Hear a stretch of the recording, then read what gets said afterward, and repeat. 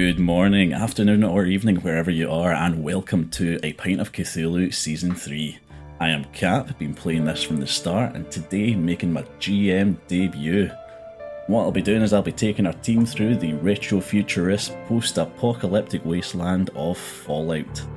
Fallout game rules brought to us by Mephidius, and given the material in Fallout and our previous streams, this is likely to contain some mature content. I'm joined today by our usual team, our host, Mr. Pint of Cthulhu himself, Matt. Say hello. Hello there. We have our previous GM and original Gertrude, Tukin. Hi. We have our resin artist and audio expert, Soren J. Audio problems expert, perhaps. Ew. Have our silver-tongued preacher or prostitute, who knows it's Cartman. Hello.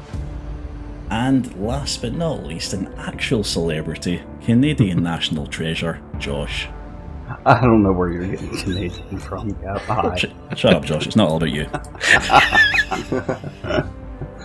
Right, so what we're going to be doing is we're going to be doing an adaptation of the With a Bang and a Whimper. Well, that's where we're starting anyway. And that story comes in 3 chapters. It's appropriately given our Cthulhu roots, a murder mystery. So we're going back to being investigators, just in a slightly different setup. The Fallout game's a 2D20 style tabletop. I've gone over this a little bit with each of you, but what I've done is I've put together sort of a wee pre-module chapter. I'm going to call this the tutorial mission. So all the goal today is just to get you all introduced, to give you a good idea of sort of the game mechanics, give you some interactions so you can interactions and encounters so that we can showcase them and just give you an idea on how to run them from your character sheets. So if you're ready, what I'm going to do is I'm going to give the standard Fallout intro lore and then just get you straight into the game. Alright? I'm going to take that silence as yes. Alright, very good. Good job. Yes, Cap, I'm ready. Let's go, Cap. Let's go. Whoa! Let's go. War. War never changes.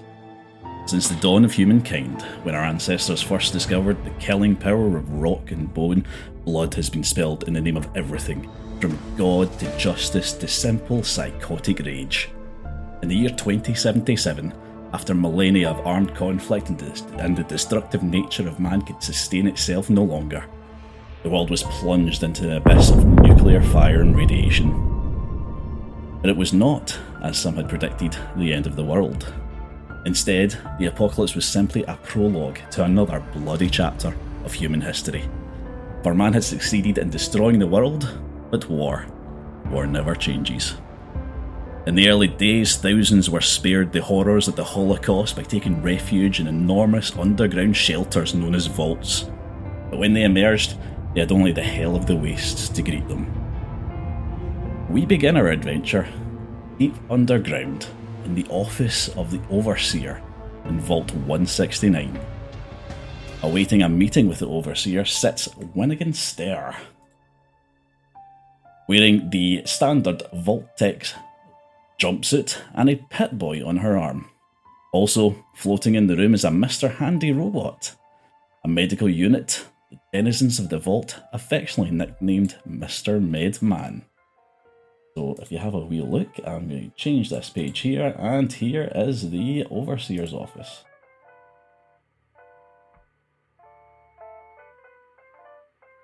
With everybody sitting there. There we go. Yep, no, I can see himself. And everyone can see themselves, that's fantastic. Right, so, from stage right, enters Overseer Hamilton. There he is. An almost distractingly attractive man in his mid-30s takes a seat at his desk and begins briefing the residents. He's a 5-foot-tall Powerpuff Girl that walks in with a 3-foot-wide head and its enormous eyes that engulfs almost the entire body. He's already been mutated. We're too late. The vault's been Oh my breached. god, it's a super mutant! Put him the down! weirdest super mutant we've ever seen! The thing is, he just fills out that vault suit perfectly. Right, so Overseer Hamilton sits behind his desk even, It says, "Good morning, thanks for coming."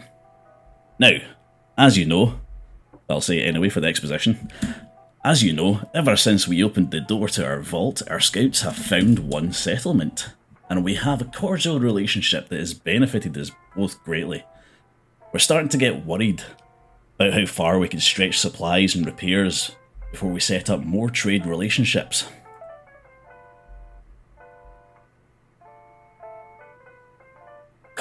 Sorry, I was just moving my notes there. You can get rid of that silence. Yeah, so okay. the Overseer's just saying to you, look, we've been sending out scouts, got this relationship with this town, and now they're calling for aid. Their leader, or mayor, whatever it is he calls himself, Jesse, has put out a call, and it seems they're having a weird... The Overseer has a worried look in his face here. They're having a crime issue that needs investigating, and that the security details stretched far too thin to deal with. Helping them with this will certainly increase our standing with the community. That's not all. The call didn't just go out to us. There were 2 other parties coming to aid. There's a group from a settlement called, and now Tukin, I want you to name this settlement because it's where you're from. Well, it's a great place called Texarkana. Texarkana, that'll do the job. There's a group from a settlement called Texarkana. They seem to be having some issues with their radios, though they've got a wee bizarre voice distortion going on. But it seems that they've sent a group to help, and we're more than happy to have them along. And also, there's a mercenary. A mercenary's answered the call. Calls himself Max Power. Now, I want you to work with them and report back if these people can be trusted, as it could be worth creating some future relations. Just knowing that there's a second settlement out there within distance is definitely a benefit to us as well. Now, the group from Texarkana hasn't showed itself yet, but waiting outside the door, you should find our mercenary friend. Hopefully you'll be able to meet the rest of them on your way to the town. Now, the wasteland is a dangerous place, so do be careful. Any questions? None yet. Well, well, it's only Jane Cartman that's in the room, so... I'm a robot, so I've got nothing to say. Hello? You know, I've just been given an order from my superior, and I've got to follow that out. So, yay, robot. So my character's going to turn to you and say, "Righty-ho, sir," and does a salute. Excellent. And, yeah. So we have no information, sir? About the mystery at all? A worried look goes across the Overseer's face again. He's like, well, not really, no. We're talking murders, pickpocketing? Ah, so you'd like to press him for more information. This is our first part of the tutorial. I'm glad you took the bait. Let's go and let's see if we can do a little charisma check for you. Uh-oh. Yeah. So if you have a look at the character sheet, you'll see a bunch of skills listed on the left-hand side. And the skills, beside the skills, it shows you which core attribute they relate to. So if you're looking to do, say, for example, some sort of charisma check, there's barter, and there's speech. Now this would be a speech check for you because you want to convince them to give you a bit more information. Now speech and charisma are ones that basically go well together, but you don't have to do the skill against that attribute that's the default one. We can do other skill checks, but for this one, let's keep it simple. Let's do a quick speech check. So the easy way for you to do that is to hit that speech button.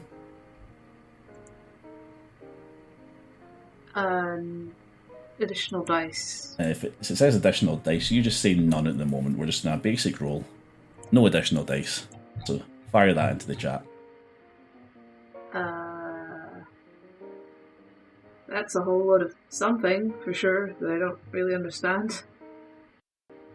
Alright, let's see what's happened there. So, now that is a fail. So what's happened there is that's put your speech skill against your charisma skill, and that establishes what the difficulty is. So your target was 4, because your speech skill, unfortunately, is at 0. and your charisma skill is at 4. So your charisma skill is making up that target of 4. And what you wanted to do there is you wanted to get at least one of those dice to be either 4 or lower in order to succeed that check. Yeah, so we're looking for the low rolls on this one. You've got 2 chances to make that success, and the difficulty of it depends on how many successes you need in order to get through it. So your target of 4, you wanted to get 1 in order to pass this test, which unfortunately you failed.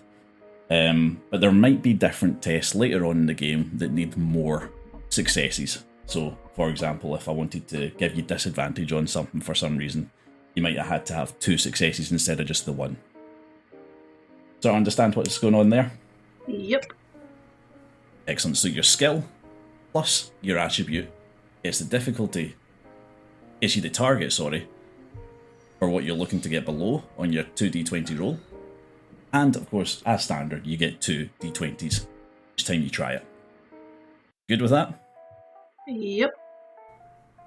Can I ask as well, could I roll to assist? No. Fair enough. There will be occasions where you will be able to roll to assist. Like, I mean, you could probably try yourself in order to get some information here.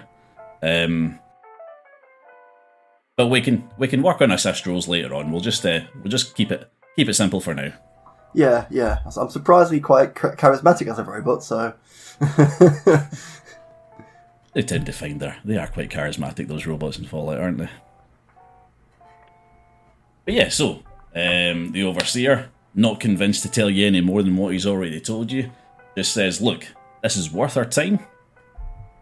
We want to find out, we want to improve our relations with this town, and we want to find out if there's anyone else out there that can help us make sense of the wasteland. And he sends you out the office and to the front door. At the front door. Check us out at fablefactory.org and help support creators. There you go. So, the metal cog of the door pulls back, and with alarms blaring and the mechanical screeching, it turns itself along, which opens up a hole into a cave, and there stands, waiting for you to come out, is a man clad in the wasteland's finest mercenary gear. Max, introduce yourself. Hi, I'm Max Power. In the unforgiving wastelands of the post-apocalyptic Fallout universe, a towering figure stands at an opposing 6 feet 3 inches tall. This battle-hardened mercenary is a force to be reckoned with, boasting with a shock of blonde hair that catches the sun's faint glimmer. His piercing blue eyes have seen it all, and the betray of the depth of experience that only a survivor of this desolate world can possess. This Wastelander man offers few words, but his actions speak volumes. Whether forging alliances, battling ferocious monsters and mutants, or navigating the treacherous politics of the post-nuclear world, his presence is unmistakable, and his legend continues to grow in a world where only he is strong and can survive. I'm sorry. Right. Did I wasn't Nicolas expecting Cage that. join Did Nicolas Cage join Fallout? Because I'm almost positive that's what that was. Like, the voice at first was Nicolas Cage, and then you described him from Con Air, the movie, where like he just like steps off the plane and he's got like glistening blonde hair. Like, oh. I'm still waiting for this to happen. Like the actual one's just chilling. Yes, I mean, hey, Jay, this is the first chance you've had to actually meet somebody, other than getting orders from the Overseer, so introduce yourself as well. Well, I assume you are the mercenary we were told about? Wittgenster, Vault Dweller, scientist occasionally, better than you almost certainly. And I'm Mr. Medman. Yes. Nice to meet you. Excellent. Now would be a good time just to get you to have a wee look at your character sheets again. Now there is the perks and the gear section, which you're both going to want to have a wee look at just now. Winnigan, we'll start with you.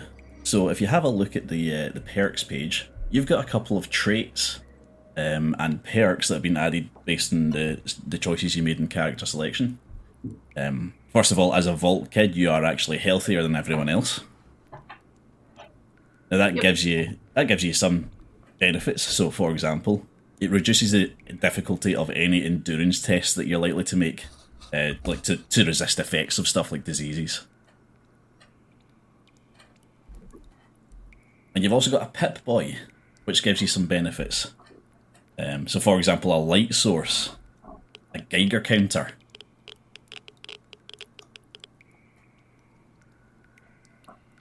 Max power, however. Yes. He doesn't have much in the way of traits, because all of his traits that you took were just to add additional perks or additional skills. So, but you do have a couple of perks. Stuff like an increased damage. You've got a strong skeleton, so it takes more to give you critical hits. A lead belly, which means you don't take much in the way of radiation damage from food. So bear in mind your perks and gear when we are going to make these skill checks.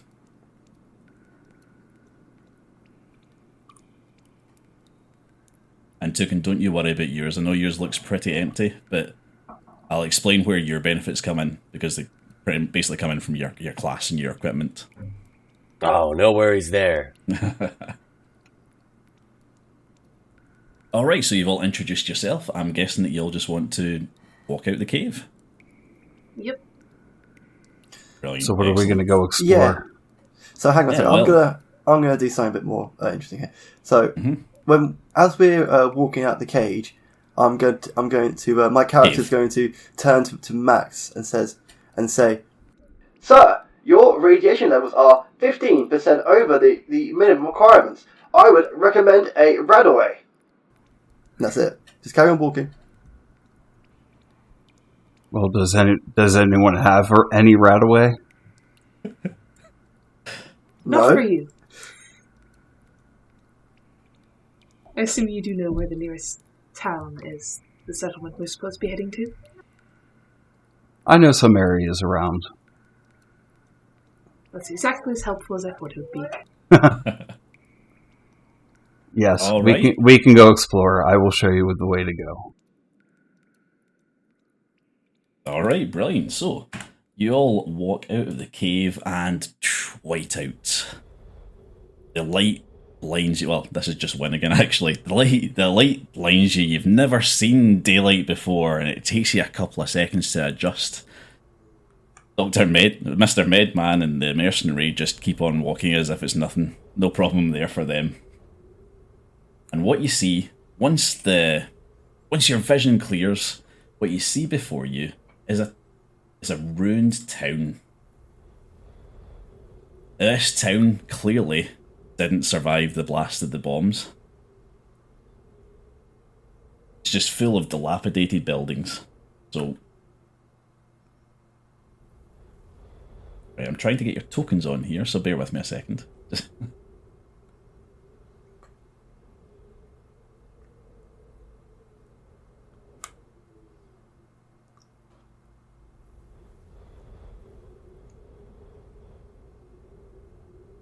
There you go. Excellent. Right. You all see your tokens on there. Brilliant. Excellent. So, you find yourselves at the south entrance of a town that is essentially a crossroads with buildings in each quadrant. The town obviously didn't survive the blast, like I said. All the buildings are collapsed and rotting. However, in the middle of the town still stands a large metal red rocket. The quintessential advertisement of the time before the bombs dropped for the Red Rocket garage chain. Now, given the directions you got already, all you need to do is travel north through the town, turn west, and exit the town at its westward, exit. So, take it away. Okay. So I'm gonna. I'm a robot, so I'm floating. So I'm gonna just carry on amiably through there. Can I scan any of the buildings for any sort of resources, supplies? You can scan them, yes. You have a look from the outside. All you can see is the rotting wood and the cracked stone. Okay, so it's If you nothing. wanted to know any more about them, you might want to go into them, but all you need to Yeah. do at this stage is just follow the road north, turn west, and exit the town. Oh, I this is- suggest we just go Is through it- unless you want to search each and every home. I was going to say, see, the Fallout man inside of me wants to just search every single room, every single safe, every single See building. if you can find any vault caps. Exactly, every single bottle cap. But the robot me, which I'm actually playing, wouldn't do that. The three of us could actually sweep the town pretty quickly if we work together. Are there... Obviously, you've been travelling the waste far longer than... You open doors and cabinets and find tools and resources that you need. We pull apart homes and buildings and build I our own know little how to shelters. scavenge, so I was going to ask whether there would be any dangers in town. There are some mutants that run around, but I do have a shotgun with me. Or Yeah, a a hunting rifle. rifle. Can Sorry. I ask the DM quickly? Is there a action we can use to quickly scan through for any like safes or anything like that? It's like an action point. No. Okay, so you got to go through it every bloody room. Yep, you can go into a room, you can have a look around, Okay, sure. or you can just keep walking. Our destination does seem a little more important, but if you want to scavenge, we can. You see, it's really up to you two. I'm just sort of just kind of on this as a robot and sort of servitude and Are you in need of supplies at the moment?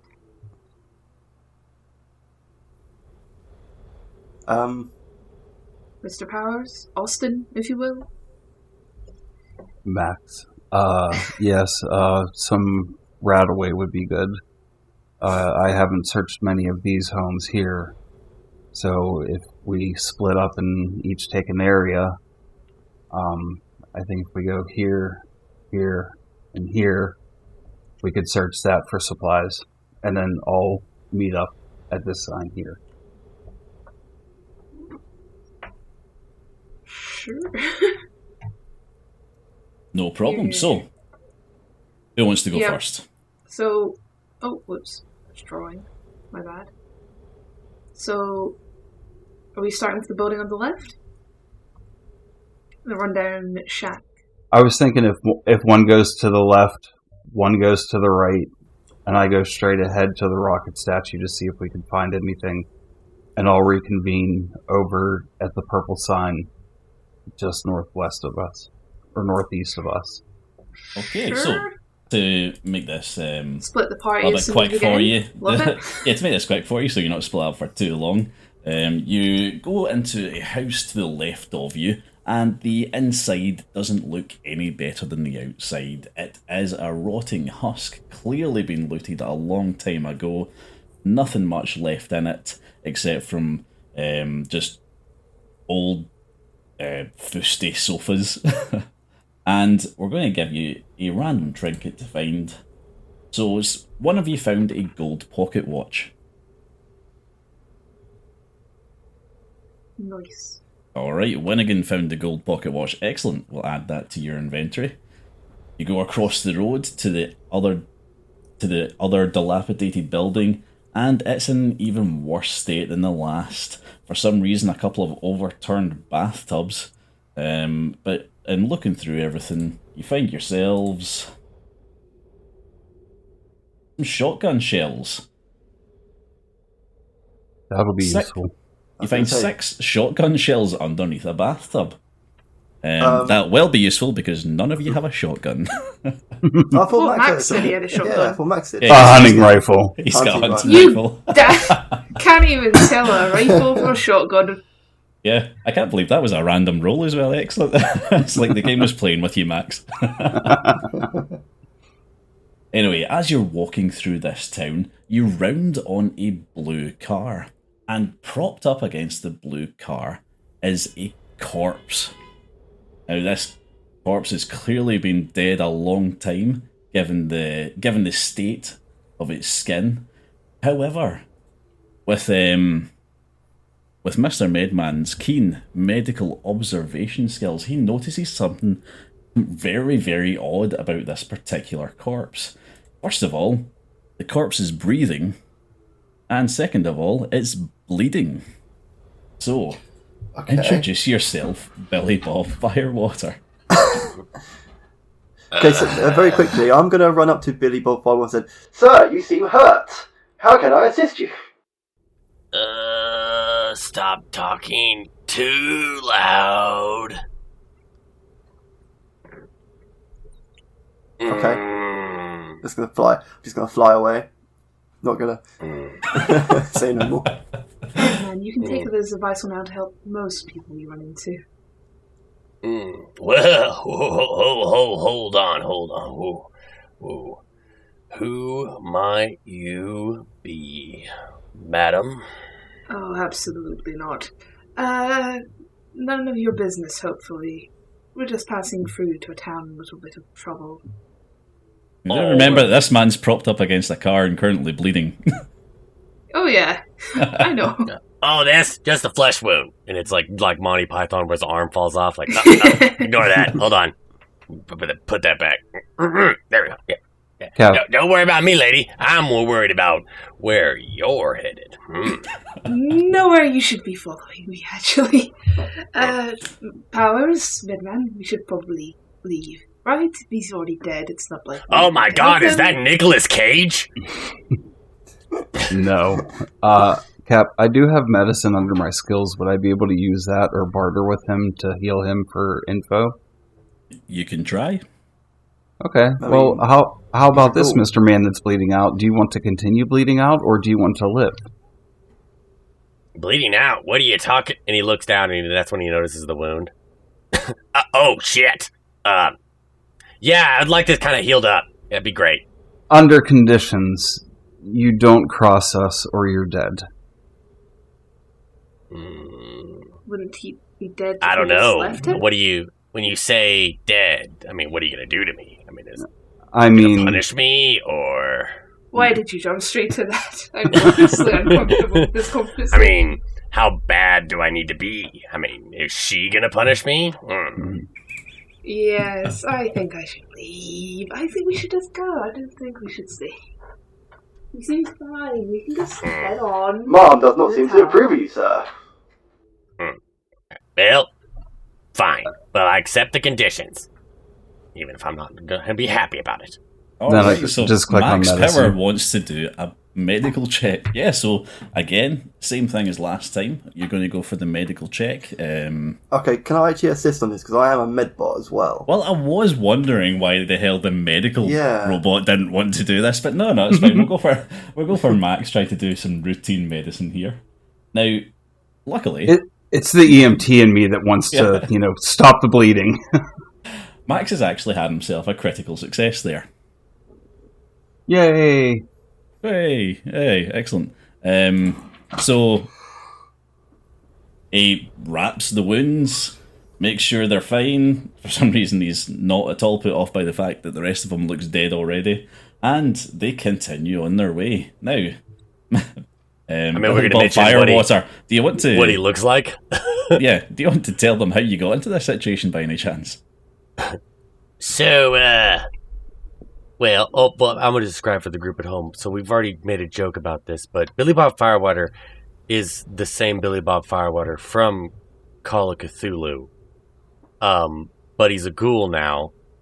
So he's wearing the same outfit, but it's kind of gotten blasted to tatters. So now he's got Daisy Duke jeans that used to be normal jeans, and he's got a crop top that used to be his button up. So he is very fashionable right now. But Speaking of your clothes, actually, seeing as you're saying that, what that is under is tough clothing in your gear, and that's what I was talking to you about earlier. Now, you don't have much in the way of perks and traits, but you do have that tough clothing, and if you look at your core, under your left arm, right arm, torso, and left leg, this gives you 1 physical and 1 energy damage reduction for anything that doesn't hit your head. So, significant damage reductions for you based on the clothes that you're wearing. Those booty shorts are working for you. Oh, yeah. Also, because of Right. your class, you are a ghoul, so you have radiation immunity. You're not damaged by radiation at all. Yeah, but Hell saying yeah. that though, I mean, 'cause, so my character is also going to do the same thing we did earlier. He's going to scan Billy Firewall, and he's going to say, "Sir, your radiation levels are 635% over the recommendation limit. I would recommend a Radaway immediately." What the hell's a Radaway? Radaway is a medicine that takes away the radiation levels in your body. Helps heal you. Radiation? Does it look like I need radiation help? What do you... Quite possibly, but Oh. just as a precaution, Radaway would help heal you. Oh. Well, I feel fine, actually. Yeah, Actually, would it? fine, but Because okay. because I thought ghouls get healed from radiation. They do. Yeah, Could actually... Radaway straight up kill us? That's the whole thing of being a ghoul. If you get radiated, you get health. I think a Radaway actually hurt you Yeah. as a ghoul. But then that's why I came in as a robot who saw obviously you who's been exposed to so much radiation. That's why I did my little thing there. But okay, we just like to talk about it. Then let's just let him be, and let's continue on I'm our just way. trying to be a good But- robot. Billy Bob, continue with your story. Well, I was kind of over here, giving my love, Charlene, some attention, and I wasn't paying attention, and neither was damn Cletus and Jared, two assholes, trying to get at my woman. They were trying to get at her and weren't paying attention. We all got jumped by some super mutants, and they took Cletus, Jared, and Charlene to the old school building. And they wounded me. They thought I was dead for some weird reason. I don't look dead. I mean, come on. Y'all knew I was alive. Y'all helped me. I don't look that dead, do I?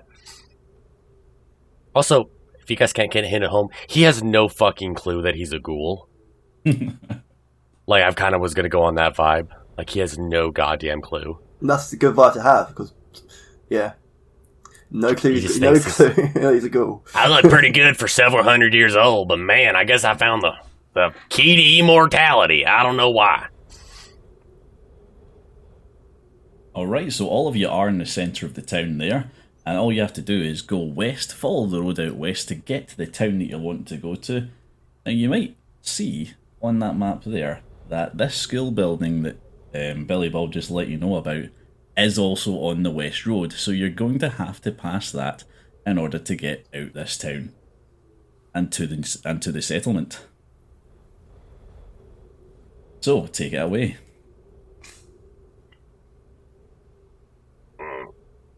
I don't really know where the old school building is. Kind of forgot.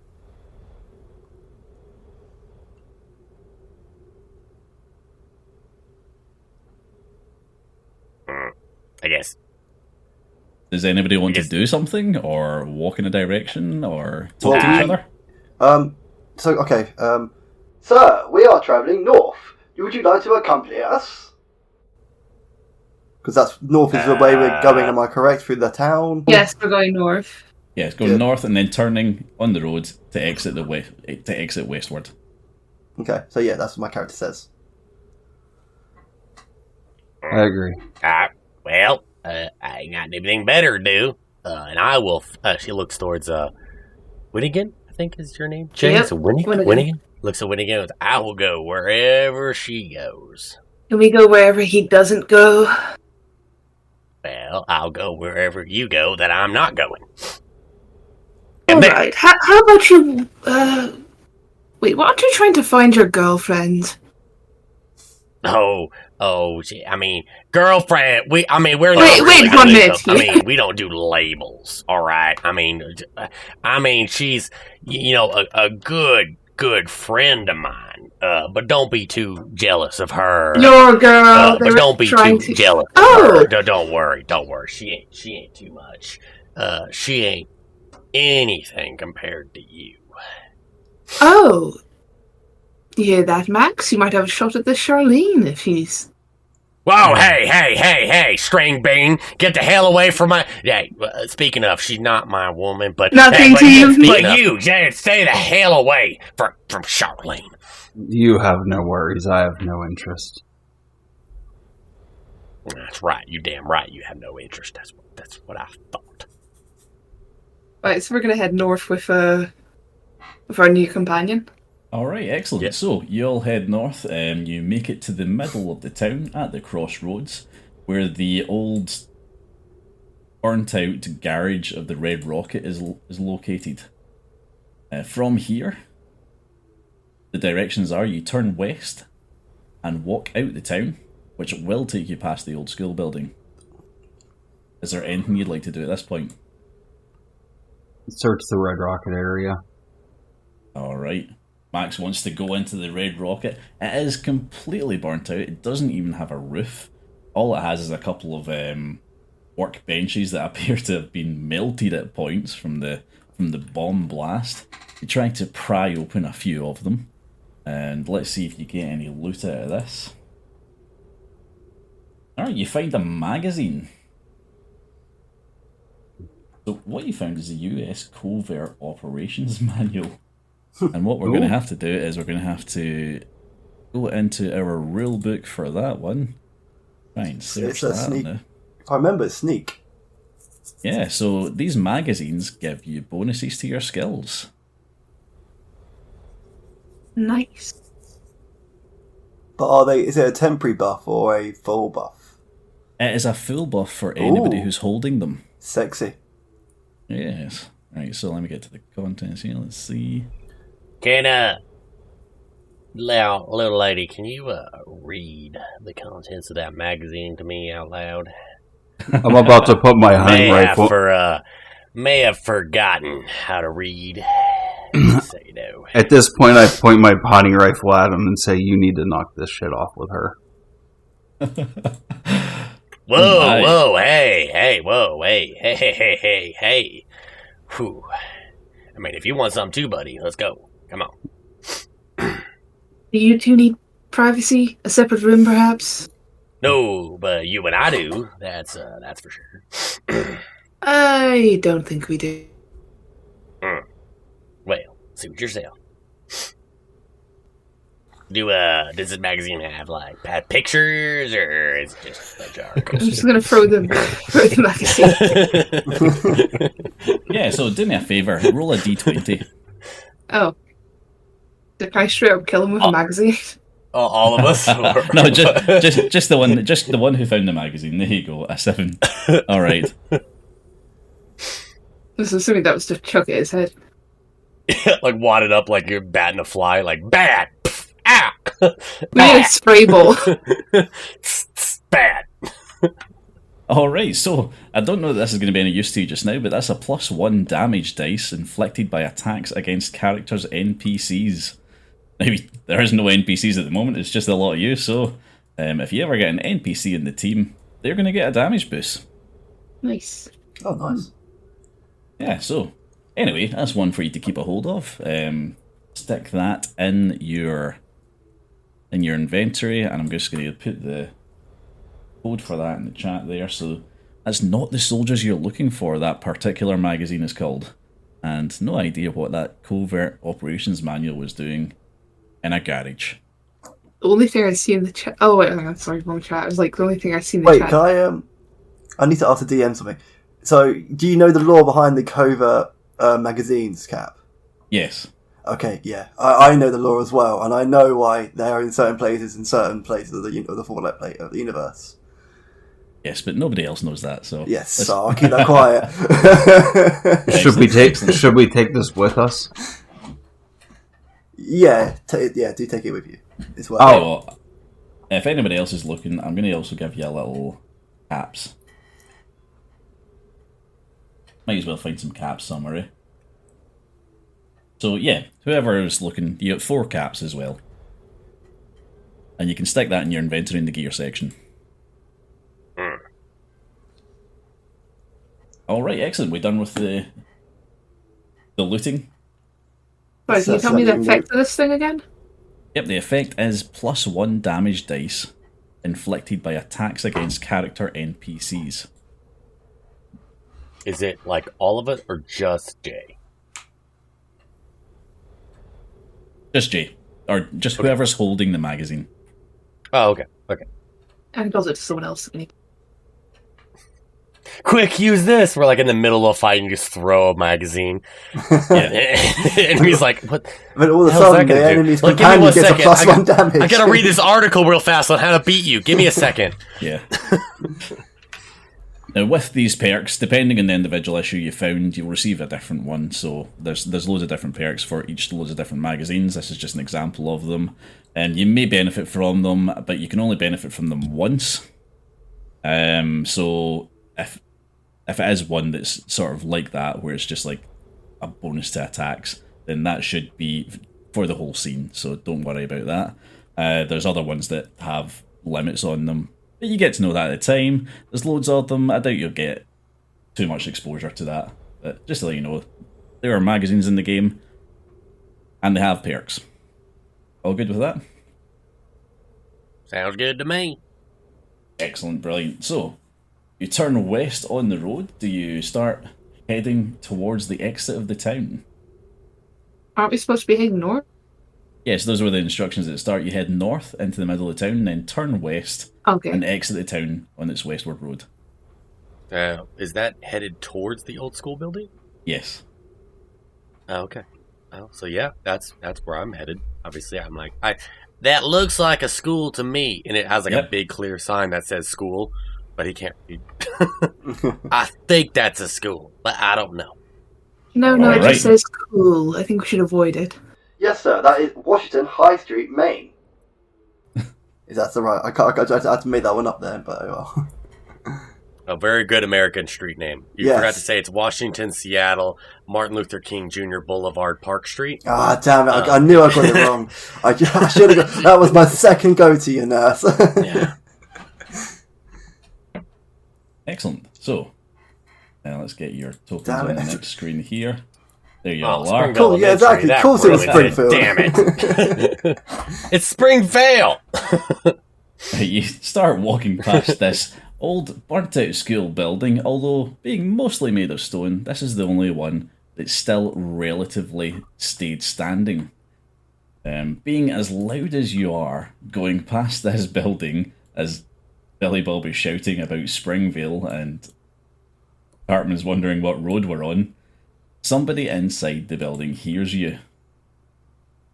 And all you hear from one of the windows is a bizarre roar as a head pokes out the window and starts shooting down at you with what appears to be a rifle.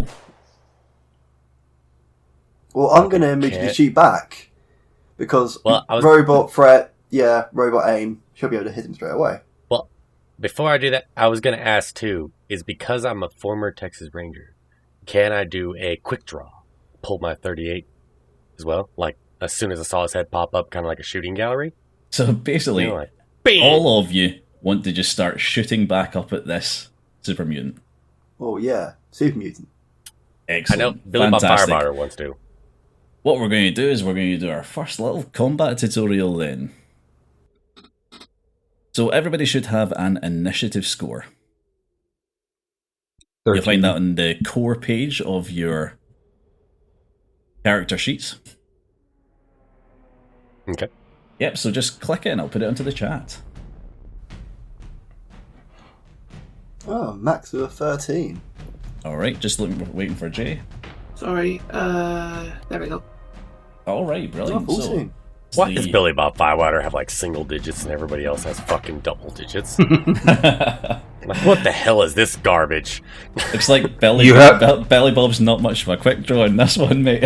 I'm about to say I'm trying to do like a quick draw, but it's like me, it's really fast, but everyone else like super slow, like the sloth from Zootopia, like, don't worry, I've got it. Yeah, so what's happened is this super mutant has initiated combat. All of your initiative scores are ranked, so you know which one's going first, which one's going second, and based on that. And Wait, does this super mutant have a ginger hair? No, this super mutant does not have ginger hair. This is a regular super mutant with a rifle. Oh, and he's it's the shooting down on overseer! Shoot him down! you. Anyway, like I was saying, this super mutant's initiated the combat. So, you've all rolled your initiative, or you have your initiative scores, and it's going to go Jay first, then Josh, then Cartman, and then Tukin. And if you bear with me a second, I'm just going to find out where this super mutant comes in that. Oh, he's actually alright. He's got a pretty decent initiative one. So, it's only Billy Bob Firewater that the super mutant beats. So the super mutant's going to get a turn God. before Billy Bob. God damn it! Excellent. This is So- garbage! I feel like it's rigged! This is rigged! It's fine. You have the Billy curse Bob. of Addison Because May. You got the armor as well. God. This super mutant has heard you coming, he saw you, he fired down on you, but he's in a window, he's firing down at you, and he's firing wide. He doesn't hit anyone, so go for it, Jay, take your turn. Well, I happen to have a gun, thankfully, because it's a bit far up there for the switchblade. So I'm gonna take a pop shot at him. Excellent, so all you want to do is you want to just get fired in about the combat. So let me just show you what we can do in combat. Right, so every turn that you take is going to be made up of one minor action and one major action. Now, your minor actions are stuff that you'd expect, so interacting with an object, moving, taking a chem like a stim pack or some drugs or something like that. Drawing a new item, so if you're currently equipped with one item and you want to change it, that's going to be a minor action. And also aiming. Aiming reduces your, if you don't want to do anything else but and you just want to aim at them, it will reduce the difficulty of the attack roll. That helps you when you're looking to aim for a very particular point on somebody's body as well. As you see in your sheets, you can aim for either the head, left arm, right arm, torso, left leg, or right leg. If you do not aim, that will be rolled for you, the hit location, and it will be random. Okay. Major actions, again, this is the sort of stuff you'd expect to find in major actions given the other games that we've played. So you can attack, you can command NPCs to do things, you can defend people, you can do first aid, rally troops, so that's like stuff like your death savings throw. You can pass, you can not do anything. You can increase your movement speed, that kind of thing, so like sprinting. And perform any other skill test that's not covered with any other actions. So what you're looking to do is you're just looking to stand still and start shooting, is that right? Gonna aim if I'm not moving anyway. Fantastic, let's get you back onto the page. Brilliant, excellent. So you're looking for a gun check then. Let's have a look at your character sheet. So again, same way as we did in the skill test before, you're looking for a combat 1, so you have 10mm pistol. Your pistol is going to be based on small guns, which is perception on the main attributes. And I think you've got a pretty decent score there, so... Saying small guns agility. Small guns agility? Small guns agility, yeah. Why does that say perception in your actual gun? Let's get that changed. I mean, if it's perception, I'll take it. I'm much better at that. Yeah, that should be alright. So we've put your weapons into that little weapon slot, so you should be able to just press that 10mm pistol button and that'll do the roll for you. Excellent, that's good. So, 10mm pistol, as you can see your target was 9, given your agility and your small gun score. Unfortunately you got a 12 and a 20 from both of your rolls. So that's actually a crit fail. I didn't think I'd be able to do this as early as this, so bear with me a second. Yeah. Since I was aiming, don't I re-roll one of those? No, you don't re-roll one, it reduces the difficulty. So say the difficulty was I wanted you to get 2 successes. Because you were aiming, you would only have needed 1 success. Yeah. So because he's up in a window, I would have given you a difficulty of 2 successes. And you would have reduced that to 1 success by aiming. But you got 0 successes, in fact you got a critical fail. So, let's see what that does. I'm going to check crit fails for your weapons here. Rulebook here. Jesus. Small guns complications. Okay. Alright, so there's a few different complications we can get for the small guns. Give me a 1d4. D4. There you go. 1. 1. Wasteful. You fired more than you thought you did. Oh no. Because you did a critical fail, you don't just lose 1 bullet, you lose 3. So how many did you have anyway? You only had 11 to start with there. Oh Jesus. That's you down. You've only got 8 bullets left. Because Looks like you shot your load too early, darling. I'm sure you have experience with that. Oh, don't worry. I have trouble with it all the time, from experience. Oh, you're being sarcastic. Oh, okay. Excellent. So, next one. It is Max. Max Power. He's the man whose name you'd love to touch, but you mustn't touch. His name sounds good in your ear, but when you say it, you mustn't fear, because his name can be said by anyone. Calm down and take your turn. What the hell? What the fuck is going on? I would like to run. Is there drugs in my drink? What is this? What is going on? I would like to run up and see if I can pull him out of the window and cut his head off with the machete. Okay, so first of all, that window is in the first story, so no, you're not going to be able to pull him out. You can't reach. Alright, then I'll use the hunting rifle. Good choice, mate. Good choice. So you've got Wait, a hunting hold, rifle. hold. Okay, no, hold on. I want to back up here. So if you look at the photo, it's clear that we're really far away. Josh, Josh, you'd never be able to make it have in one turn. You have a rifle. Now, I understand if you had the machete as your only weapon, you did everything you could.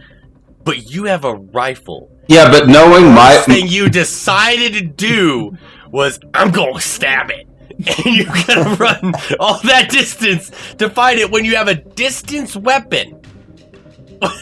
It's the Monty Python charge. I wanted to try something different. Shut up. Difference, right? It was different. Alright, so I'm going to use hunting rifle, so I click on that, right, Cap? Yep, you can click on that hunting rifle. It should come up with that dice check, and all you do is you hit submit.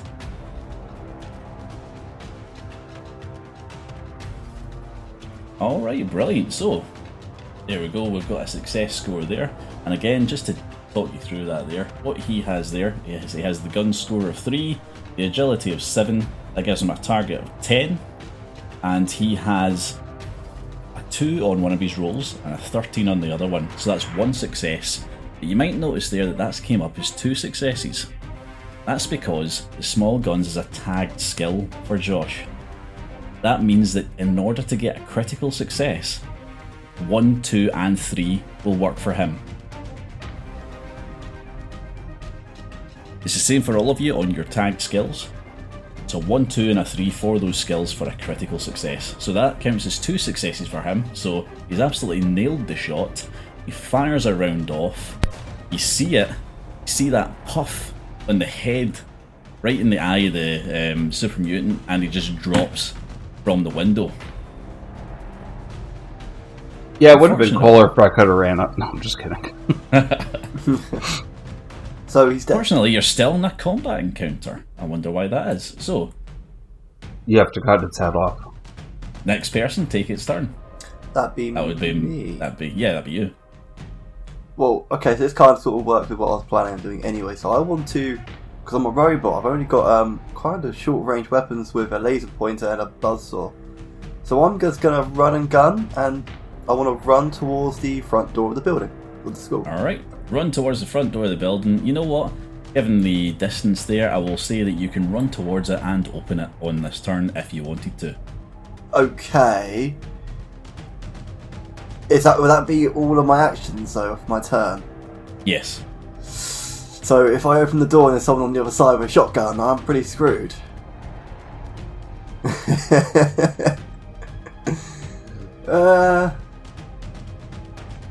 I mean, can Firewater run with me? If it's possible. I don't want to be I don't want to open that door in one turn and there's a guy with a shotgun on the other side. That's bad.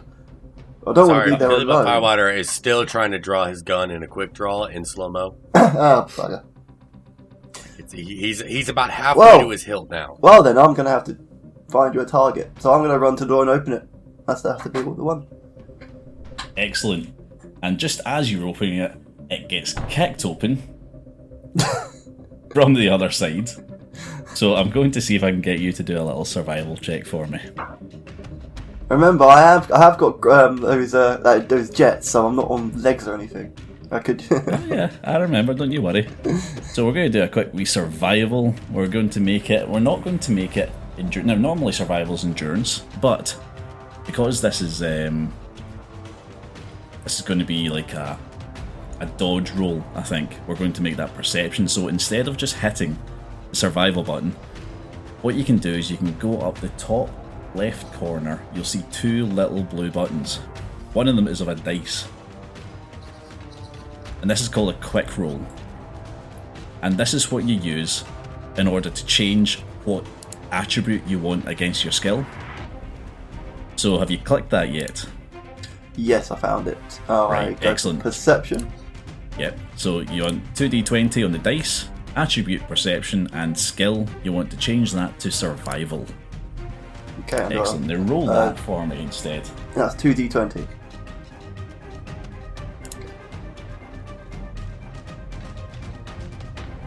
Excellent, there you go. Look at that. You got one success, so you don't take any damage.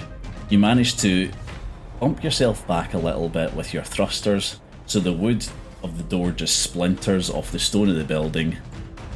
And on the other side of that door is a super mutant with a plank of wood. Luckily for you, that was all the actions that the super mutant had on that turn to do, so it's now on to Billy Bob Firewater. Who now has a target. After an agonizingly long time, I finally reached my pipe gun. I pulled it out, and I fire, obviously, at the new super mutant Well, that has appeared at the door. Can I see her? the super mutant is Or still whatever? inside the doorway, and you are at the side of the building. Okay.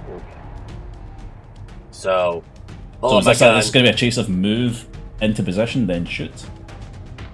Yes, because he's very confused at first that his original target that he was pulling his gun on is already dead, aka by max power. So he's confused and starts running.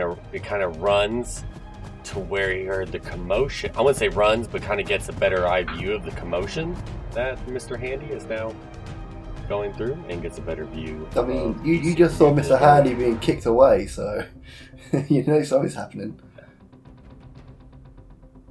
Excellent, fantastic. So, Billy Bob runs to, I don't know, in front of the doorway. I'm guessing you're not going right up to the doorway. Oh no. Excellent, excellent. Yeah, keep your distance. So, where would you say you're standing? Sort of in the middle of the road? Yeah. If we're looking at the photo, I would say yeah. If we're gonna get a better photo, like a better view, I'd say where the crack in the road starts. Excellent.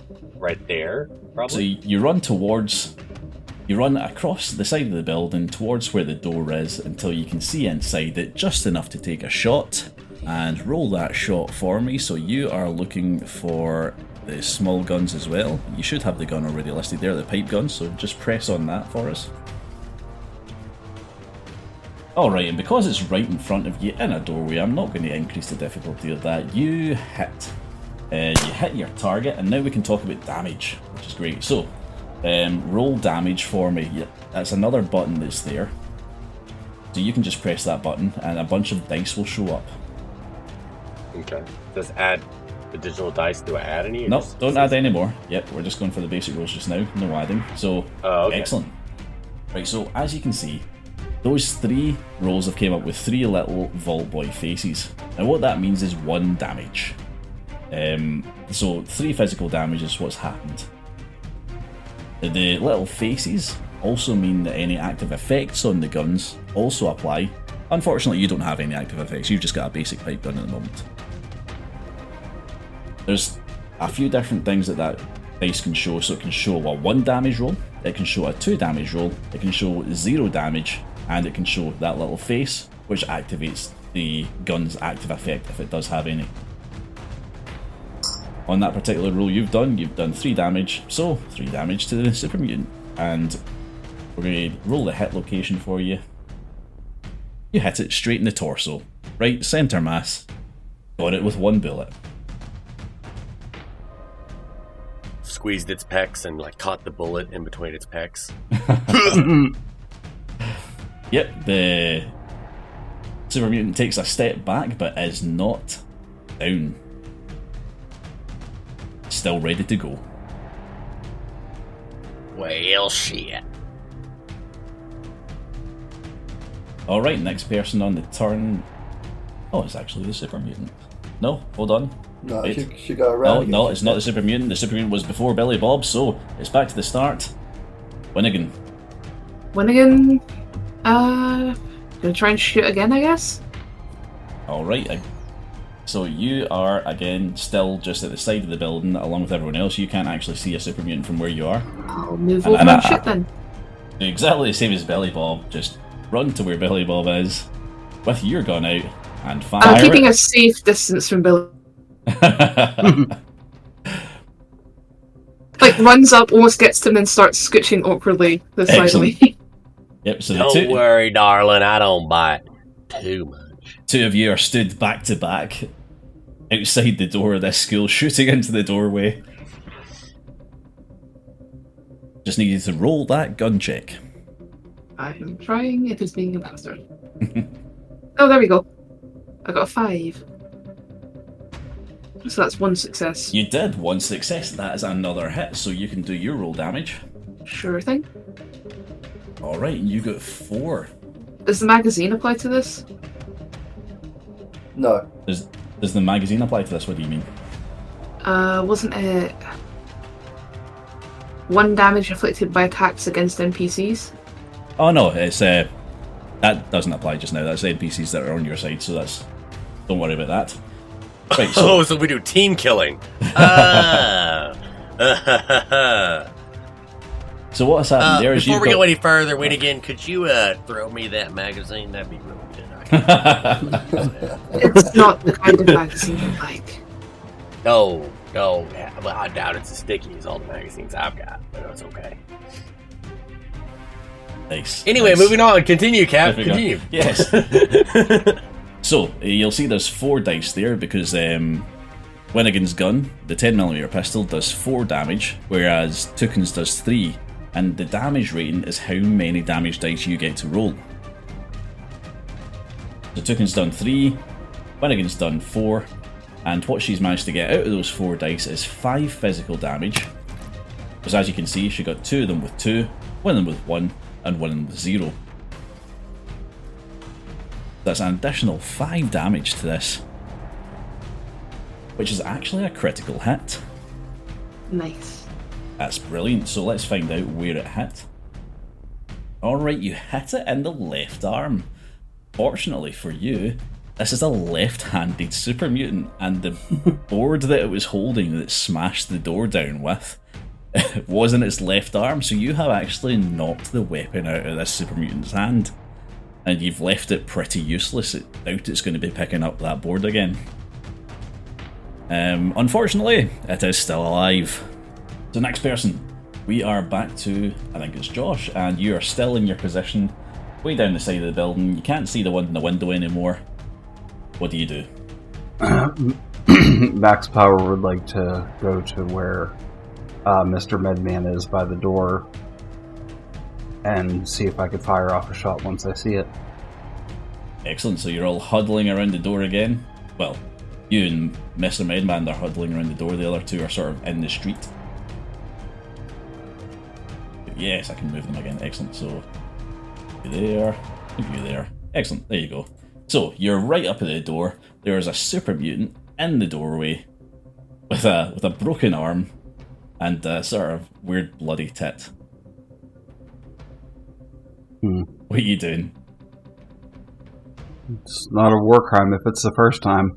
I'm gonna, since it's laying there, I'm just gonna take the machete and chop its head off. Okay, so you're not actually in the building, you're still inside the building, Mr. Medman. Yeah. what is the deal with you and machete when you're Yeah, like why- 100 feet yeah. away from something? I'm using What the the hunting hell, rifle.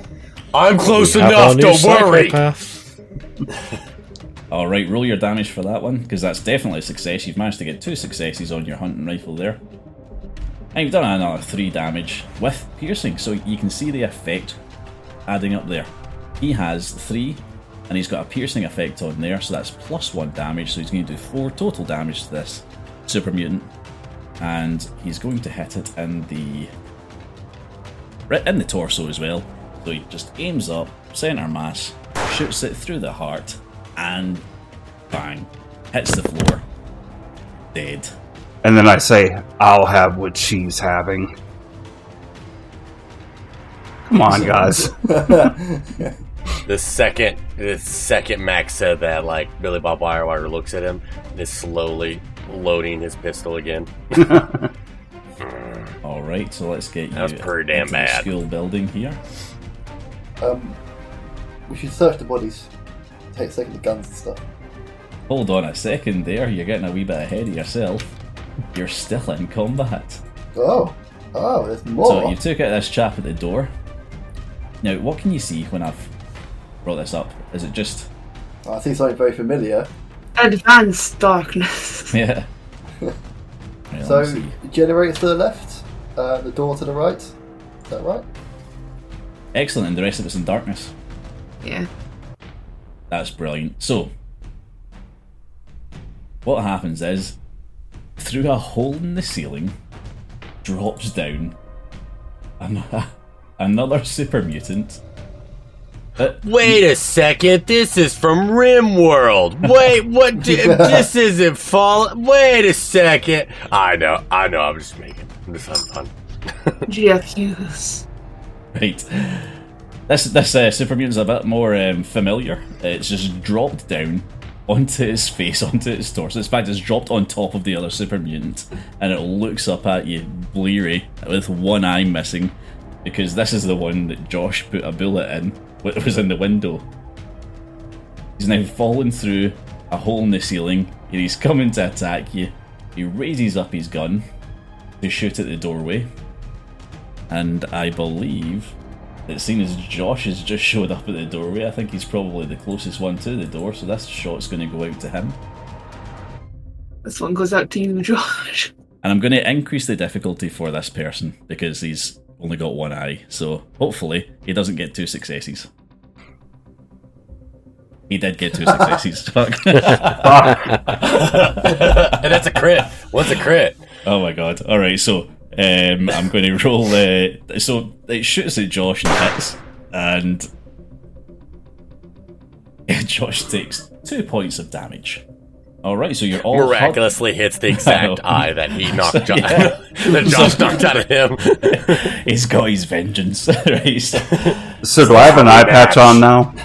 so you've got a super mutant with half a face lying on top of a dead super mutant shooting out this doorway, and you're all huddled in the doorway looking to go into this building.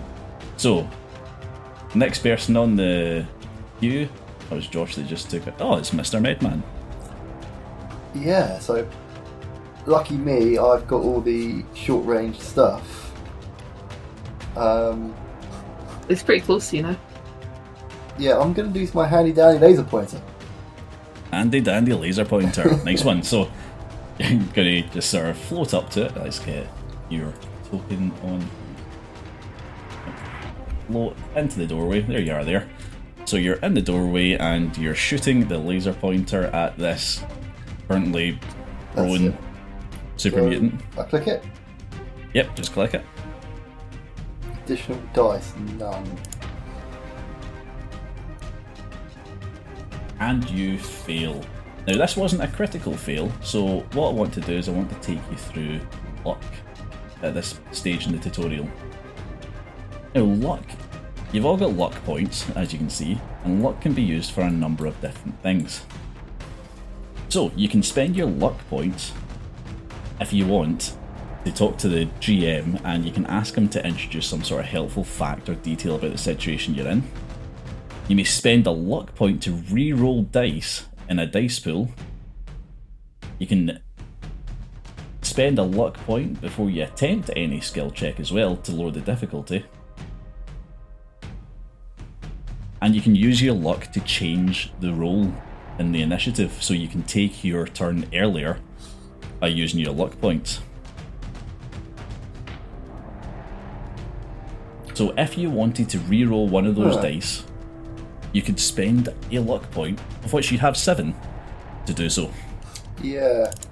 But then that doesn't get reset, does it, those luck points? That gets reset at the start of chapters. Oh! So you'd have to get through a full chapter in order to get it. So those luck points will be with you for the entire chapter of that particular story you're going through. Oh, okay. Huh. So I just get a re-roll then? If I spend Yep, a you luck. can re-roll any dice once. You can't just keep re-rolling. Okay, why not? I'll do a re-roll. So all you need to do is just roll 1d20. Or 2 if you want to spend 2 luck points. Just the one. Do it as a straight dice roll. Yeah, just a straight dice roll, and your target is 10 or lower. Oh. And you got a 16. So even with the luck of a robot, you just start firing your laser all over the place. In fact, you make an outline of the of the mutants on the ground, but you manage to fail to hit them. All right, so I'll get you back to the map. It is Billy Bob's turn.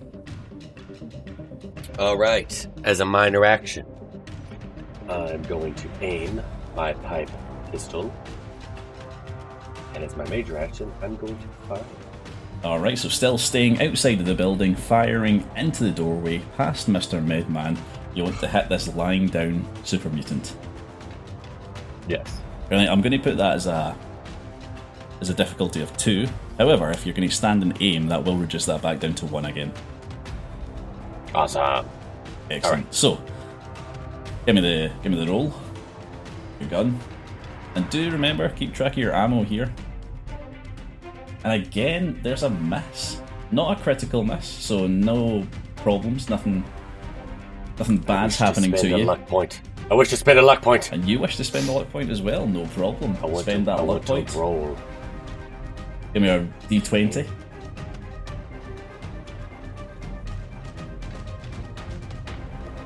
And you did, you managed to hit it. There we go. Good old Damage. lucky Billy Bob here. Spins his gun round, shoots in a random direction, and still manages to hit the super mutant. He hits the super mutant in the torso for 4 physical damage, and the super mutant just slumps over its already dead friend and stops moving entirely. That hole to the head and the hole in the torso has done the super mutants in, and you've managed to make a nice little pile of dead super mutants at the bottom of these stairs. And that is the combat portion over. Hell yeah. That was fun. Alright, so you're all sort of just in this little lobby of the school building, looking at these 2 dead super mutants on top of one another. What do you do now? See anyone you recognise, Bob? He's sniffing the air. I smell her. Charlene's clothes. Maybe down the hall. Let's go this way. And he just starts barreling down the hall. Like, looks like up the stairs. Looks like he's gonna go north. By the way, he has no fucking clue where he's going, but he's really intent on going that way. Alright, so north is actually stairs, but yeah, you've got to the left of you, a couple of generators are at the bottom of a hallway there, and there's doors going up into a room north of them, and to the right of you, there's just doors. And, of course, straight ahead of you is a big staircase. He's going straight up the staircase. Alright, Billy Bob is firing himself straight up the staircase. And is anyone else going with him? Sure, we'll go with them. I'm gonna investigate these doors down here. I'm gonna stay with Max. Alright, excellent. So, Winnigan and... Oh, looks like you and I are alone. Oh, never mind. They're going up the stairs together. Alright, so you're splitting up, so let's do the bottom floor first. With Max and Mr. Medman. Right, where are you going first? Straight to the doors.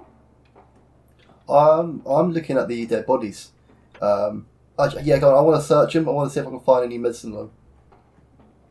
Alright, one of them just had a plank of wood that was shot out of its hand, and the other one has a pipe rifle. But it's not just any plank of wood, it is really refined mahogany. I mean, Yes, it. the pipe rifle's better than his pipe pistol, so I'm going to carry that. Alright, you might get a pipe rifle, no problem. I'm get not you going the to. I'm not going to details of use a it. pipe I'm rifle. I'm not going to use it because I want to give it to the ghoul. So Yeah.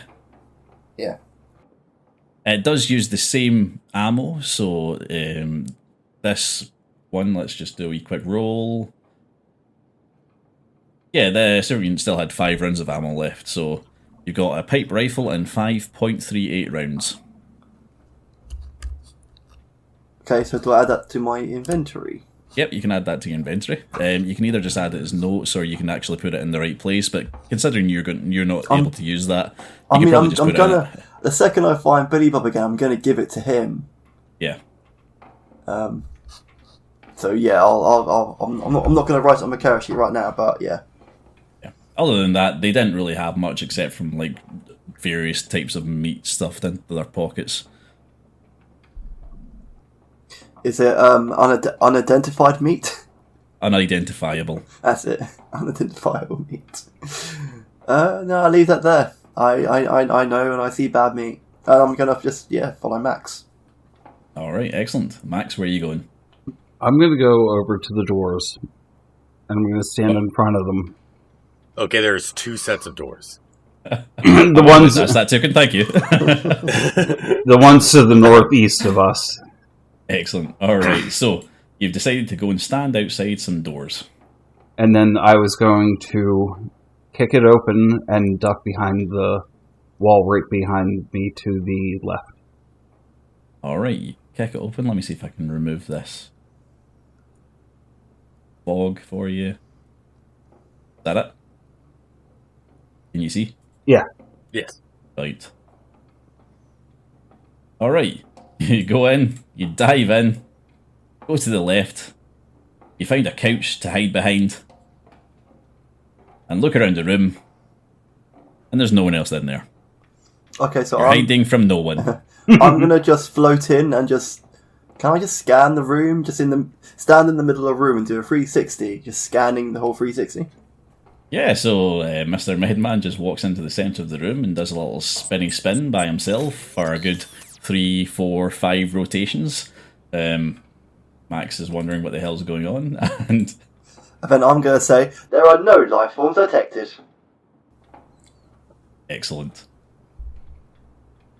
What about I'm right, there was nothing in the room alive, right? I mean... Yes, you're quite right. Nothing in the room alive. All you find in that room is a couple of chairs to the left of the room. There are some cabinets, some rusted shut cabinets, and a table that's currently rotted with a bunch of papers and stuff all over it that are illegible given the amount of time they've been sitting there. So there's no loot. We investigate the cabinets to see if there's anything in them. Alright, investigate cabinets. You cannot open the cabinets. Can you do a strength roll? So let's have a look. I'm thinking athletics would be a good one for this. Yeah, give me an athletics roll. See if you're strong enough to pry this open. You are. Yep. You pop open one of the cabinets. You find it's disappointingly empty, with the exception of a couple of bottle caps. Yay! Yeah, so you can add 3 bottle caps to your inventory. Alright, shall we move to the team going upstairs next, or is there anything else you want to do in that room? What about the papers? You said they're completely illegible for the amount of time they've been sitting, right? Yeah, they're just wasted and rotted, yeah. Okay, and what is this to the left of the desk? A pillar. It's just a pillar. Okay. Just a piece of wall. Yeah, then I'd say we're done here and made up with the crew. Yep. Okay. What about the other room? As we, Oh, yeah. We can go get that and leave them go on their own. Hopefully Winnie's not too creeped out by Billy Bob. Okay, so let's just get you a wee bit further up the stairs here before we can show you what's actually up the stairs. We'll do the downstairs again, and we'll just move Mr. Medman and Max over to the other room. So you're outside the door. Do you want to sneak into it like you did the last time? Yes. All worried and hide behind whatever you find? Of course. Brilliant, fantastic. I mean, as a robot, I can see that this human is very, very enthusiastic to. Yes, Max very enthusiastically combat rolls into the room, hides behind a chair, a small child's school chair, because what this room is, it is a classroom. It's an old classroom with a bunch of broken down tables and children's school chairs, a blackboard at the top of it, with no writing left on it, and the teacher's desk with a computer on it.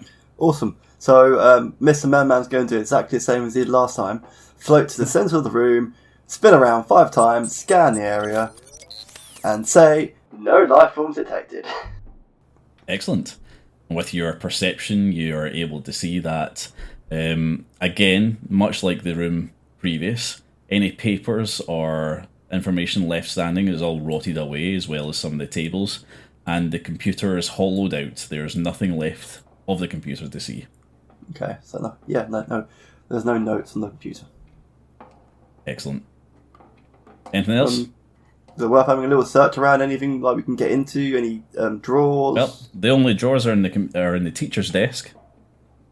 Can we investigate those? Excellent. Yeah, try to open them. I come up from behind this child's chair and walk over to the teacher's desk. You stand up slowly, moving the child's chair away from you, Shaking. giving away that little bit of protection that would have got from it. And you start walking towards the teacher's desk, where you find a bottle of booze. That's Ooh. my kind of teacher. Excellent. There's a bottle of vodka, unopened. Would you like to add that to your inventory? Yes. It cuts to Billy Bob Firewater going, "I smell something." It changed from Charlene. What is this? Alright, so Sorry, as they were all doing that, Winnigan and Billy Bob make their way up the stairs, and I'm going to reveal the area. And I said that wasn't a semi truck. That was my mother. You get it? You get it?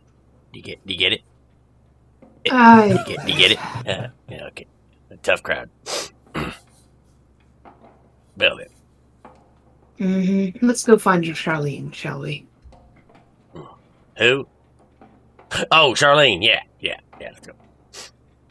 Alright, let me just... I'm moving stairs here. Right.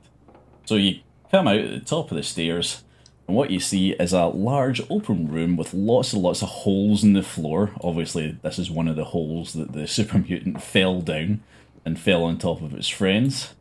These obviously used to be classrooms and other rooms, but all the walls are broken down. There's holes in the floor, like I said, and tables, chairs are just strewn across the place. There's a makeshift cage at the right-hand side of the room, and you're also going to see in the cage a monstrous sight. A massive green monster, another super mutant, although this one's slightly different in the sense that it's got some sort of ginger anime wig on with pink bows and is carrying a frying pan. It's pacing inside its cage, and beside the cage is a ghoul currently fighting for its life. It's mortally wounded, and a dead Brahmin, two-headed Brahmin to the north of the cage. Either of these looking familiar to you, Bob? I don't know who that ghoul is, but Cletus, Jared, no! And he runs to the Brahmin. Fair enough. The ghoul is coughing in the corner. Billy Bob. Billy Bob. He's a bit too stupid to notice you. Did you need something? I'm dying here. I'm dying here, Billy Bob. He's like cradling one of the dead heads of Billy Bob. I'm fucking dying here. Cletus, no. Cletus, no. Jared, I really didn't like you, but Cletus. No. Oh, no. The dead dying ghoul's trying to get your attention. Fucking Billy Bob, listen to me. I'm dying. Listen to me. I should have gotten you grain and oats when I had a chance. Ghoul musters up the strength to throw an empty can at Billy Bob. Billy Bob ducks out of the way and goes back to Cletus and Jared. No, Cletus, no! Oh, no. Oh, no. Dying here, please. Somebody talk to me. I'm talking to you. What do you do? Yeah, like I'm ignoring him, and he's ignoring my chopped liver? And like Winnigan's like in his face, just like an endless cycle. I'm ignoring him, he's ignoring her, she's ignoring me. Thank you for the attention, smooth-skinned lady. Then, at that point, I roll in and say, "Sir, you seem hurt." Oh, Jesus. And we all ignore him, and then okay, you two are still downstairs, so bear with me a second here. I'll let you know when you get up the stairs, okay? Right, so yeah, Ghoul's sitting there, he's like, I'm dying here. He says, wait, don't, look, the mutant in the cage, don't hurt her. She tried to save us. The others caged her for it. I gave her my word. If we can get out of here, she could join us. Don't let them kill her. I'm done for. Please. I'm done. Help me keep my word, Billy Bob. Help me keep my word. Billy Bob doesn't even notice. He's still crying over Cletus and Jared. he's still in the car. He's like just barrel. He's covered in tears. Okay, Mr. Medman and Max have made their way up the stairs because of this bizarre noise that's going on. Is Charlene in the room? Is Charlene? Who the fuck is Charlene? In fact, yes, Charlene's the dying ghoul. Did you not get my message? Charlene's a mannequin. Right, yes. That makes a lot of sense. Alright, so Charlene's not the dying ghoul then. Yes, Charlene's in the room, of course she is. Fuck it. God, you got to work with me here. Yeah. Okay. I got your message about the Brahmin, about the ghoul. I didn't get your message about Charlene until now. Sorry. Either way. Yeah. Okay, so I guess right next to the dying ghoul is a mannequin. Yeah, there's a mannequin next to the dying ghoul, and the dying ghoul starts puppeteering the mannequin and then attempts to get you to pay. Charlene, no! And yeah, then he runs over. No, Charlene. That does seem like the only woman that could stand you. Billy Bob, Charlene says, help the super mutant in the cage. Help me keep my word. What's that, Charlene? Tell this guy to get his hand out of your ass? Well, B. Come on, go. Oh, super mutant. Super mutant in cage. Oh. Okay, so the super mutant in the cage is going to speak now. Yeah. Super mutant in the cage, introduce yourself, Matt. You there, jerky man. That jerky man dying. Jerky. You got some? You, jerky man. That one over there, pointing at Winnigan. Smooth skin. Why, what? You let Gertrude out of cage. If I let you out, are you going to eat him? Eat That's who? not a deal breaker, by the way. What? talking jerky man or dying jerky man? Dying Ghoul's coughing up blood. Could do. You keep that blood off my Charlene. You know what? You have yourself a deal. Is there a key or anything around the room? Key. Can I just open the door, walk over to the other end of the corridor, pick the key up, key in drawer over here, walk back, close the door, and sit back down again. Yeah, Gertrude does. She just lifts the entrance of the cage up. She walks through it, grabs a key from the couch at the other end. She walks back into the cage and puts the metal This is some back in the doorway. Poor rabbit. Whoa, how'd you do that? Do what? I forget. I'm gonna pick up the key, unlock the cage door, and open it. Might as well. So Winnigan picks up the key, goes towards the cage door, realises that there isn't actually a keyhole in the cage door at all. It is just a piece of metal. And she tries to lift it. But, you know what? Do a strength check for me, Winnigan. Bend with knee, not with back. A strength, just... We're going to go athletics for this. Yeah. Alright, 1 success. Now, you don't manage to lift it, but you are able to drag the metal away from the entrance. I mean, you can if you want to, or you can just watch her do it. Oh, okay, it doesn't work like that. What do you want me to hit then? Well, you can do the same, hit athletics. Okay. It's going to be weird if you fail, considering you've already done that. There you go. Excellent, yeah. So you got 2 successes, absolutely no issue for you. You watch Winnigan start to drag this metal out of your way, so he just walk up and pick it up with one hand, lift it away, and drop it down amongst the other metal in the cage. Bend with knee, not with back. The dying Ghoul's coughing up more blood. Yes, we know you're dying. I don't just really care, but we are aware of it. Sorry, I mean, are we in the room now, me and Max? Yes, you've been in the room since Gertrude started talking. Can I go up to this dying guy and start, like, healing him? Or Yes! Thank you. Thank you. Alright, because with this check, this is a mortally wounded ghoul. This is going to be an incredibly difficult check, so I wanted to go through what happens when something is more than difficult than 2 successes. And because it's only 2d20, there are ways that you can increase your chances of getting successes. Alright, so let me introduce you to action points. Now, action points is something that you all have. You have it as a team point system, and you will always have a maximum of 6 action points per team.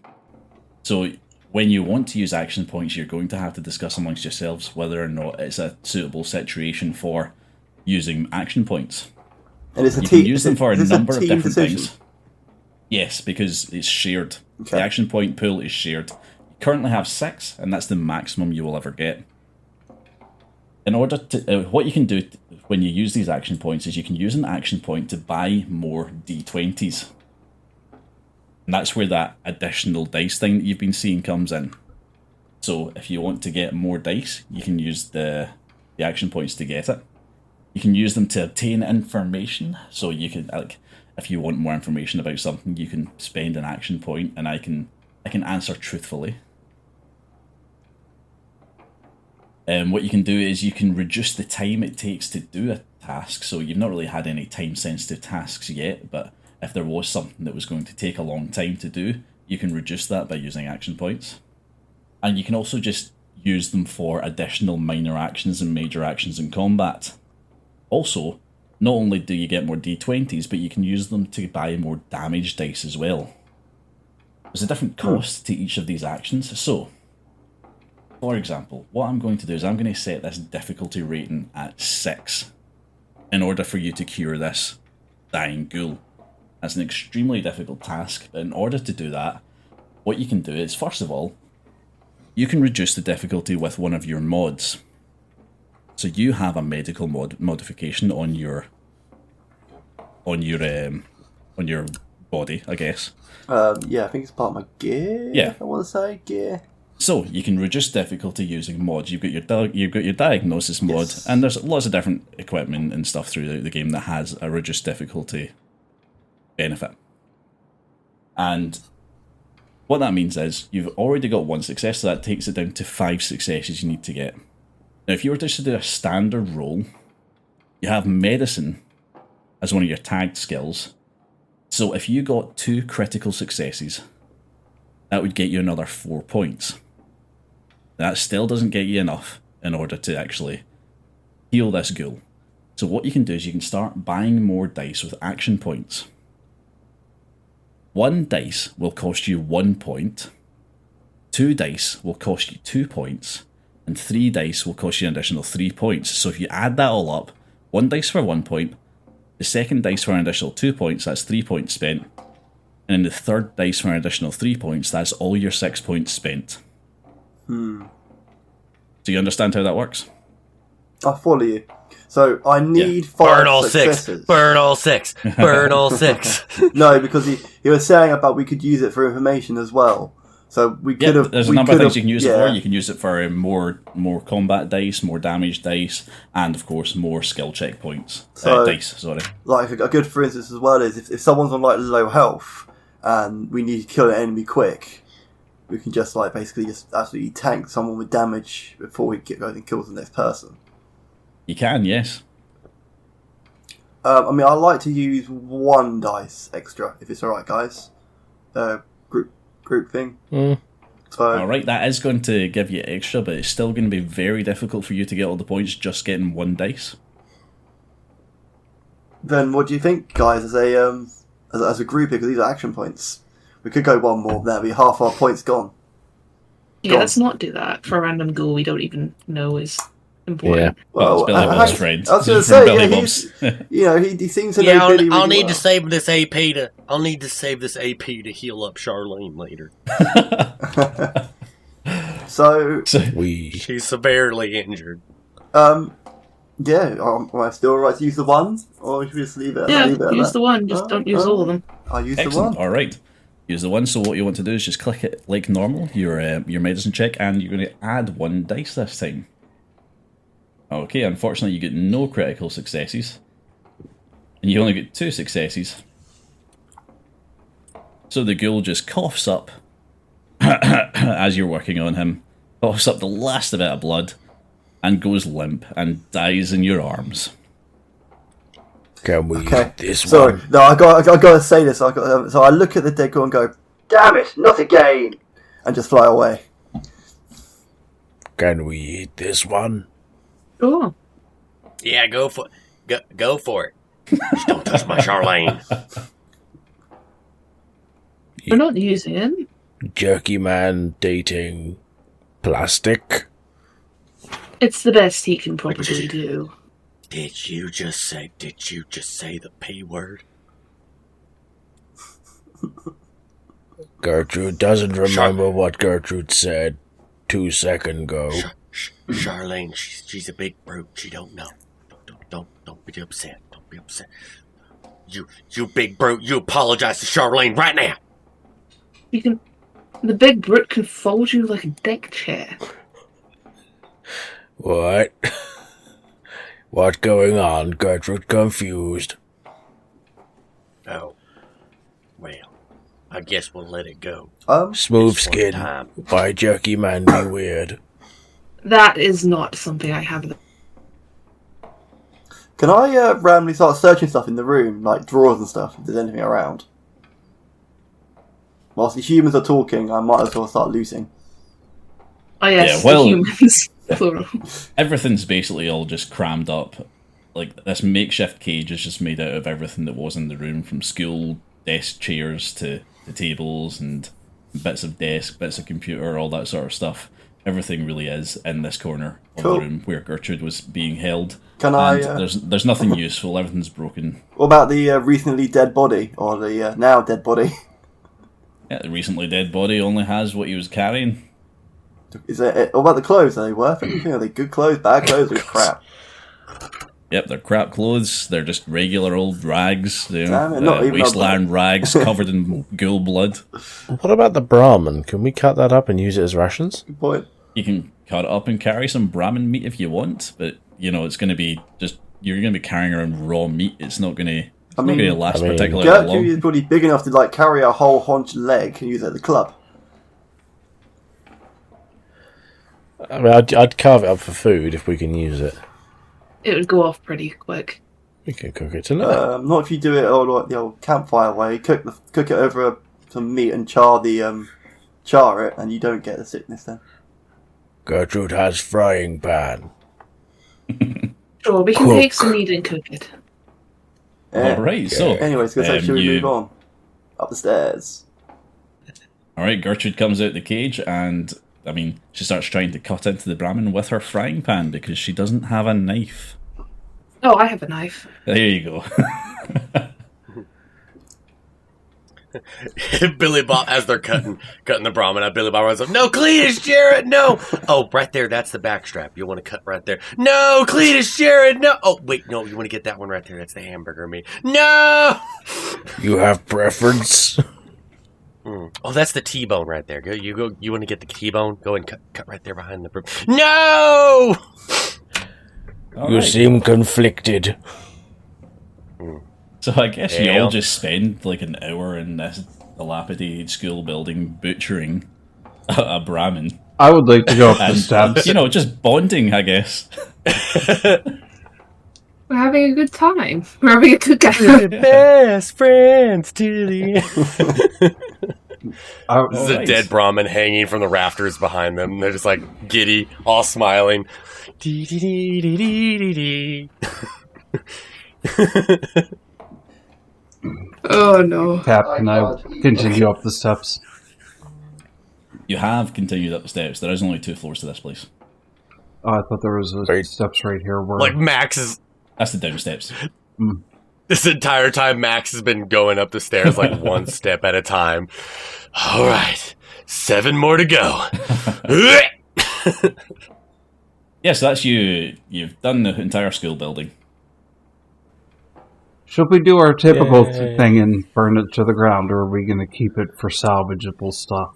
Well, we haven't made a fire yet to cook the Brahmin. I mean, you could always make a Can we fire use tin with can? all the desks around. Tin can, you have fire. We cook with you. Here, I'll get firewood. And then Billy Bob like rips off the arms of Charlene and like kind of actually kind of in legs and kind of like orients them as like a fireplace. Awesome. All right. Like a And little I'm going to campfire. use my handy dandy laser pointer. You need therapy. Does anyone have anything to light a fire with? I got my laser pointer. Medman is literally flying on flame. I have explosives Those under are skills. thrusters. They aren't fire. What are they then? I have explosives under skills. Do you have anything to explode? No. Blow a hole in the floor. Fire! Dude, I've got a laser. I can use a laser to light the fire. I mean, if you look at pictures of any Mr. Handy, it's fire. Well, yeah. We just light the fire off of the bottom of Mr. Well, there's Bedtime. generators on the first floor. This is Cap's game. If he says it's a thruster, it's a thruster. I mean, He he has been saying that he's got a laser. Yeah, I'm about to say he can. Yeah. He got the laser. So I'm waiting for somebody to try and make a fire. We've said we're doing it. Yeah, I mean, I think it was Billy Bob. He said he made the Do you want me to go? I fire. walk over to. Yeah, like, Right, so like I've already created Bill- I've already created a campfire orientation of all the Charlene's remains. right, so Billy Bob puts all of Charlene's remains into a big triangle on a desk. I'm guessing Mr. Medman wanders over and starts shooting it with his laser. That's it. Fantastic. Okay. Let's see. Does that actually go alight? Do I need to I roll? wonder if I'm thinking about that actually. It's good. I'm thinking survival. What would it be? It's shooting. You know what? Nah. What I'm doing is Fuck it. shooting a pile of like wood. Yeah. I'm I want to see if you're lucky enough for it down. I don't know if it should actually light or if it should just sort of smolder. What But about yeah, the I'll just say generators on the first floor? You successfully light a fire out of Charlene's remains. Thank the Lord, it finally burns away all those STDs I gave her. Fabulous. What's that smell? It smells Sorry, I like had to amelia. add that in there. What does it smell? It smells like gonorrhea in here. Weird. Something really weird with Jerky Man. Again, no Okay, time. there's a fire in the middle of this schoolroom. What's going to happen now? We're gonna The whole cook building's going to ramen. go up? Oh yeah, that's gonna happen eventually. Don't give the story away. We're gonna cook. Should we maybe cook Carbon the meat? monoxide poisoning. Alright, Gertrude puts her frying pan over the fire and starts to cook the meat when the ceiling catches fire above the fire. It's I the- think the school is connected to gas lines. Well, we did it on a desk. Like, a desk is like 2 foot tall, and like a ceiling in a school is only like 6 foot tall. So there's been a fire. The ceiling begins to smolder. It begins to spread. The fire is now spreading, and it's moving towards the staircase. Emergency exit! I'm gonna start shouting. Emergency exit this way! Emergency exit this way! I'm gonna try and find the fire extinguisher. Is there one? Now, knowing how Billy Bob Firewater is, can I jump out the window? You can jump out the window, yes. Let's do Okay, it. okay, that'll be my action while everybody else. The fire everybody is else spreading say what they're gonna towards do. the windows. Billy Bob decides to jump out of the window. Let's see if I can do a wee roll for it. It's definitely going to be a survival one. Let's keep that at endurance. Give me a survival, endurance. See if you can survive the fall. That is a 0. You That is a got target of 7, and I got a 0 9 and 11. successes. Billy Bob does successfully throw himself out of the window. He falls a good, I don't know what that would be, like 12 feet or something like that from the first story. Could be. Easily. Give me a 1d6.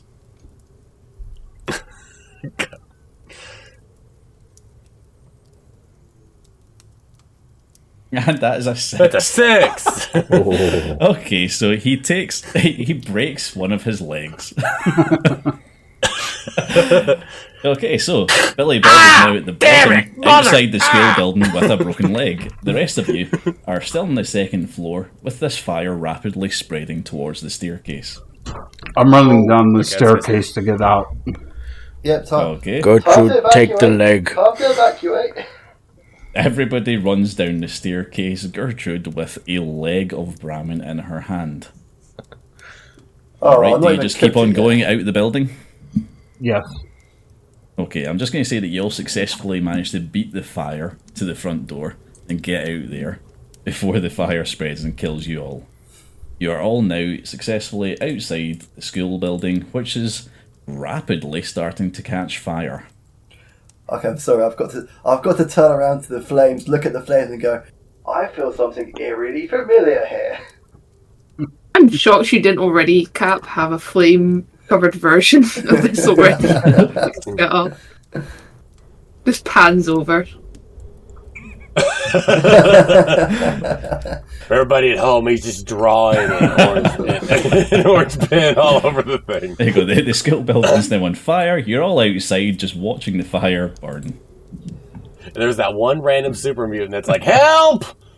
I'm stuck! Help!" I was waiting for you on the top floor. All right. That'd be Tim. Tim touched little things. Don't let Tim out. He's got Okay, you thought I was saying fucked up things. Okay. Alright. So you're all on the street outside this building. Billy Bob is lying on the ground with a broken leg. Okay, so yeah, broken leg. I should really do something about that. So Could I use medicine again to heal him, or were you going to do something, Mr. Yeah, Mad Mr. Max? You want you- replacement leg? I mean, how about I assist Mad That is Max convenient, on actually. on his leg? Yeah, so this is going to cost you a stim pack to get this healed. Does anyone have a stim pack on them? I do. Excellent. Yes, the medical the medical robot does have a stim pack on him. That's excellent. Alright, so you're going to want to give me a medicine check on that. Now, before you do this, tell me, Is he gonna give me a cool scar? Affirmative, sir. Awesome. Win again. A very cool scar indeed. Alright, so he's had no successes on his medicine check. Uses his laser pointer and just like adds another scar. 2 cool scars! Ah, it hurts! Okay, would anyone like to assist him? How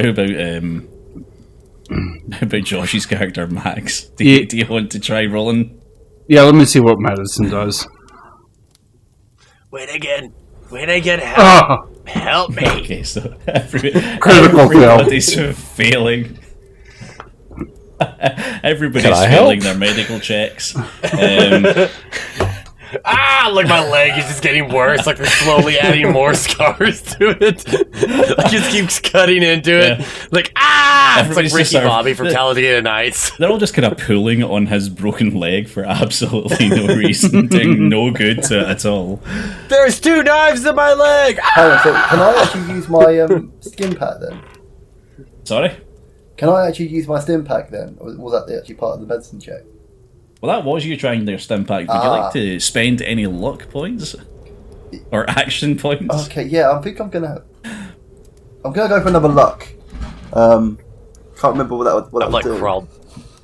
Yeah, I've like crawled my way. roll to me win the again, and I'm, like, D20, tugging please. on her Okay, so yeah, her heel. So 1 luck is Win D20. again. Cool. Can I roll to kick him? Oh god damn Win it! again. Can I pick up? Sorry, I got 11 on my. I just keep my stabbing luck. his leg. Everybody's Can I just poking pick him on up the wood. and piggyback him? As Max and the medical robot are just poking at this broken leg for some reason, just causing more and more Stand pain still, to poor goddammit. Billy Bob. Gertrude walks over, picks Billy Bob up, and starts carrying him down the road. You all head westward, out of the town, onto the road, where you will eventually find the town that Jesse Perdue is mayor of, and your destination. Tin Can and Ghost Man fucking useless. I carry Jerky Man. Yep, and as Gertrude is carrying Jerky Man, our team walk off into the sunset, where hopefully by morning they will have found the town. As they go off in the sunset, I can just imagine Billy Bob going like, "Hey, win again. What do you think about 3 cool scars?" Thank you for listening to this episode of A Pint of Cthulhu. If you want to get in touch, you can find us on X and on Blue Sky at Pint of Cthulhu. Furthermore, if you'd like to help out the podcast, go over to our Ko-Fi page, link in the description. So mote it be.